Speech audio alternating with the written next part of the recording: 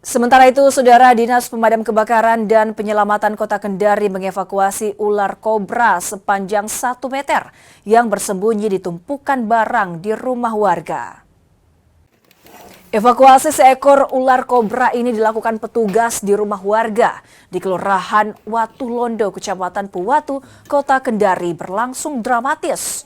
Ular kobra sempat melawan saat akan ditangkap hingga menyulitkan petugas. Ular pun bisa ditangkap dan dievakuasi setelah petugas berjibaku. Ular kobra kemudian diserahkan ke BKSDA, kemudian dilepas liarkan di habitatnya.